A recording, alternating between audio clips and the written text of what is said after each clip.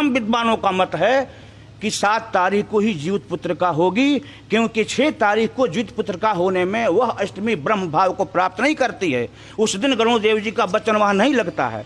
तो जब जो व्रत का देवता है, जो व्रत की तिथि है, जो व्रत का सामर्थ्य है, जो शक्ति है, जो छंद है, जब उस दिन काम ही नहीं कर रहा है तो व्रत करने से क्या लाभ। इसलिए हम लोगों ने निर्णय लिया है कि 7 अक्टूबर दिन शनिवार को यह व्रत किया जाएगा और 8 अक्टूबर को सुबह से 11 बजे तक पारण का समय है, पारण किया जाएगा। 7 तारीख को हम लोग सभी लोगों ने, सभी विद्वानों ने यह एक मत से निर्णय लिया है कि 7 को ही जीवित पुत्र का व्रत करने से सौभाग्य नष्ट भी नहीं होता है और पुत्र की रक्षा भी होती है। क्योंकि यदि आप चले, हमारे यहाँ भोजपुरी में खिस्सा कहा जाता है कि कोख खाती गोइलियाँ मंगिए गवा के ओइल। एजा पुत्र खातिर हम कामना करके व्रत करता नहीं है, एजा सौभाग्य नष्ट करे के एजा जो व्रत में लिखल जाता हुए होता। एक देशीय निबंधों की अपेक्षा हम सबों को पुराणों की बात, श्रुतियों की बात और श्रुति मृत्युदितम धर्म यह तिष्ठन ही मानव। हमारे शास्त्रों में बताया गया है कि धर्म वही है, ज्योतिष धर्म निर्णायक नहीं है। ज्योतिष गणना निर्णायक है, खगोल भूगोल का निर्णायक है, समय का निर्णायक है। धर्म निर्णायक ज्योतिष नहीं हो सकता, कभी है नहीं। जीवित पुत्र का व्रत की तिथि को लेकर चल रहे विवाद के बीच विद्वत समाज ने की बैठक, कहा 7 तारीख को जीवित पुत्र का व्रत करना सर्वोत्तम। जीवित पुत्र का व्रत को किए जाने की तिथि को लेकर जो विवाद चल रहा था, उस विवाद का पटाक्षेप हो गया। बक्सर में विद्वत समाज के लोगों ने एक बैठक की और बैठक के बाद यह निर्णय लिया गया कि 7 तारीख को जीवित पुत्र का व्रत करना सर्वोत्तम है। इस दौरान आचार्य कृष्णानंद शास्त्री पौराणिक जी महाराज, आचार्य छविनाथ त्रिपाठी एवं डॉक्टर नारायण उपाध्याय ने पत्रकारों से संवाद करते हुए कहा कि जीवित पुत्र का व्रत को मनाए जाने की बात को लेकर विद्वानों के अलग अलग मत हैं, लेकिन उन्हें यह नहीं भूलना चाहिए कि पुराणों में स्पष्ट रूप से यह लिखा हुआ है कि उदयातिथि में ही यह त्यौहार मनाना चाहिए और उस हिसाब से 7 अक्टूबर दिन शनिवार को ही जीवित पुत्र का व्रत मनाना चाहिए। इसके अगले दिन 8 तारीख को भी नौमी तिथि में ही पारण करना चाहिए। क्या कुछ कहा विद्वानों ने, आइए सुनते हैं। इस भ्रांति के मुख्य 2 ही बिंदु हैं, अष्टमी में सूर्योदय और अष्टमी में चंद्रोदय। कुछ लोगों का मानना है कि अष्टमी में चंद्रोदय होने पर जीवित पुत्र का व्रत होता है और उस ग्रंथ का, जिस ग्रंथ में एक कथा लिखी हुई है और बड़े बड़े ऋषि मुनियों महात्माओं का मत है कि नहीं, अष्टमी में सूर्योदय होने पर जीवित पुत्र का व्रत होता है। काशी पंचांग और काशी और जितने भी पंचांग हैं, जैसे काशी में तो जो विश्व पंचांग है वो तो सही निकाला है, 7 तारीख को दिया है। जयपुर का पंचांग, वहाँ के पंचांगकार मेरे मित्र भी हैं, कल हमारे यहाँ भेज भी दिए हैं, वो 7 तारीख को निकाले हैं। नेपाल में जो पंचांग निकलता है वहाँ के पंचांग में 7 तारीख को ही निकला हुआ है।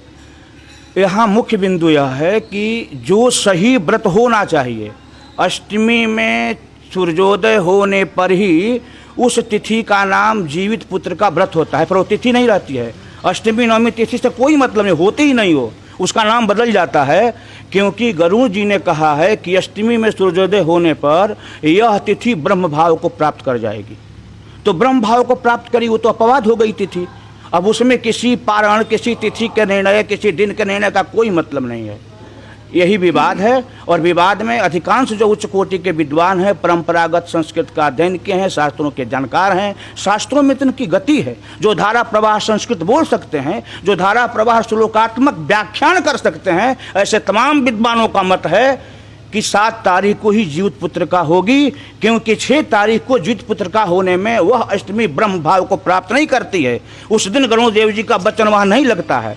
तो जब जो व्रत का देवता है, जो व्रत की तिथि है, जो व्रत का सामर्थ्य है, जो शक्ति है, जो छंद है, जब उस दिन काम ही नहीं कर रहा है तो व्रत करने से क्या लाभ। इसलिए हम लोगों ने निर्णय लिया है कि 7 अक्टूबर दिन शनिवार को यह व्रत किया जाएगा और 8 अक्टूबर को सुबह से 11 बजे तक पारण का समय है, पारण किया जाएगा। आपका परिचय होगा? पौराणिक जी, सिद्धाश्रम धाम, बक्सर।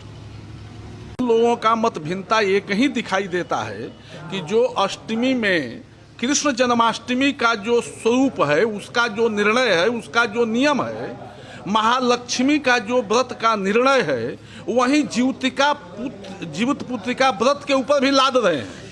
यह अशोभनीय है। जीवित पुत्रिका व्रत जो है वो केवल सूर्योदय दिनेश के आधार पर होता है, और महालक्ष्मी व्रत जो होता है वो चंद्रोदय के आधार पर होता है। और कृष्ण जन्माष्टमी 12 बजे रात को जो आ गई अष्टमी, उसी समय से उसको माना जाता है। 3 ही व्रत अष्टमी के हमारे यहाँ मान्य हैं धर्मशास्त्रों में, और ये लोग वो घसीट करके, जैसे हम लोगों के यहाँ गर्दन ममोर एक लड़ाई में होता था, वहीं घट ममोर करके ये लोग ला करके जीवित पुत्रिका व्रत में खड़ा करते हैं। नहीं तो भविष्योत्तर पुराण एकदम साफ स्पष्ट उस व्रत में लिखा गया है कि प्रयत्ने न वर्जयित, माने प्रयत्न पूर्वक इसको रोकना चाहिए।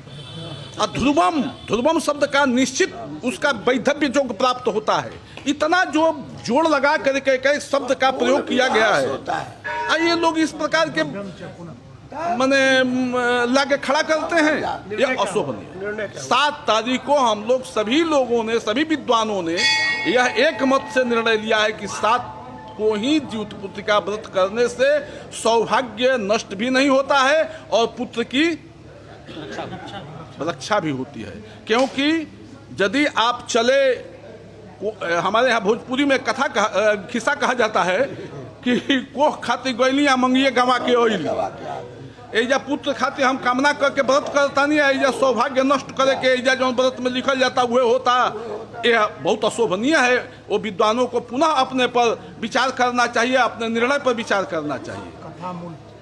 एक देशीय निबंधों की अपेक्षा हम सबों को पुराणों की बात, श्रुतियों की बात और श्रुति स्मृत्युदितम धर्म यह तिष्ठन ही मानव। हमारे शास्त्रों में बताया गया है कि धर्म वही है, ज्योतिष धर्म निर्णायक नहीं है। ज्योतिष गणना निर्णायक है, खगोल भूगोल का निर्णायक है, समय का निर्णायक है। धर्म निर्णायक ज्योतिष नहीं हो सकता, कभी है नहीं। जो किताब हम पढ़ते हैं, पुराण की किताब, जीवित पुत्रिका व्रत से संबद्ध, उसे ही हम मानकर चलें। उसमें यह लिखा गया है कि उदय व्यापिनी अष्टमी होनी चाहिए, और दूसरी बात कि उदय व्यापिनी नवमी में पारण भी होना चाहिए।